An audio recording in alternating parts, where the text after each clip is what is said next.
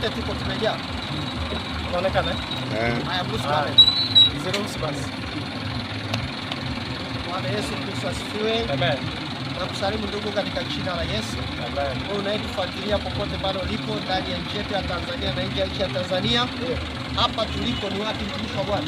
Hapa tuko sauti mbona itoje mtumishi wa Bwana? Tuko leo katika mji wa Bukoba. Tuko Bukoba mjini. Bukoba mjini, tunaelekea Bukoba vijijini. Tunaelekea Karagwe. Tunaelekea Karagwe. Karagwe. Amen. Tunaelekea Karagwe kwa ajili ya injili ya utakatifu na uhamisho. Ndio. Na tuko tunasubiri usafiri. Karibu mtumishi. Tuko tunasubiri usafiri kama mnavyoona.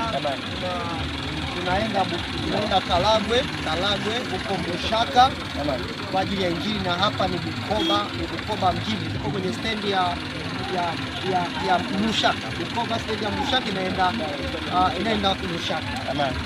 Sasa tunakupa tu taarifa wewe unayetufuatilia kwamba wewe unayepatikana Kagera, kabla tujaondoka, tafadhali kuwasiliana na sisi. Tungali bado kwenye mkoa wako wa Kagera, tunaelekea Mshaka.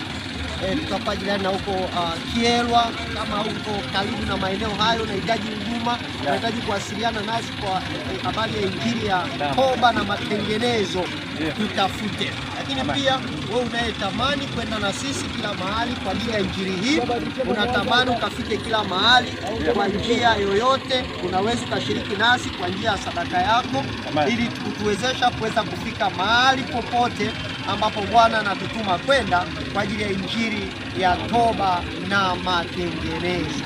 Amen. Ndio mtumishi wa Bwana. Mimi nizidi kuwasihi wale wa Kristo pamoja na watumishi mbalimbali. Tunajua kila mahali watu wana kiu na shauku ya kumjua Mungu wa kweli, na watu pia wanatamani kutoka kwenye wokovu wa bandia. Tunasema wokovu wa bandia, yule wokovu ambao mtu anasema ameokoka lakini anafanya machukizo yote ya dunia.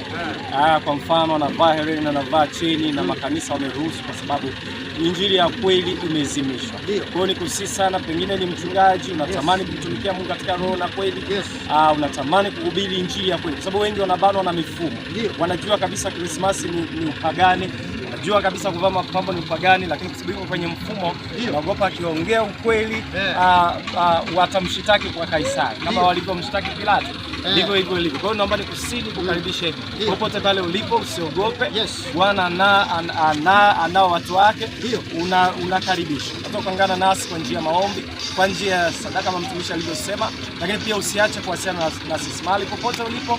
Bwana atatupa neema kufikia. Uwe ni mtu mmoja, familia au kanisa lolote ambalo unatamani kusikia injili na matengenezo, basi tunakusihi usiache kuwasiliana nasi ili tuweze kujenga mwili wa Kristo pamoja. Yesu aliuliza, nitakapokuja duniani, je, nitaikuta imani ya kweli? Alizungumza habari ya madhehebu, alizungumza habari ya wokovu wa kweli ambao leo aliowatuma shambani mwake wamekataa. Wamemruhusu shetani, ameingia, amepanda magugu.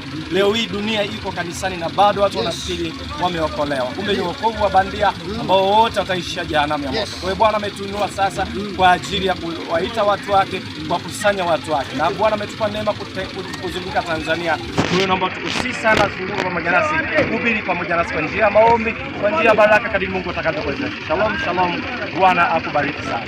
Amen, amen. Amen. Barikiwe Bwana.